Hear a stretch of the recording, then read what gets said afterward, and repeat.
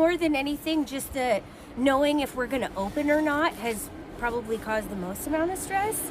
I'm sort of gauging off of if other businesses are opening, if it's safe to be on the roads, that kind of thing. So my husband spent all morning clearing our driveway, and I figured I'd come down here, check out the shop, and see if we're going to open today. It sucks because it's Saturday, so this is definitely our busiest day.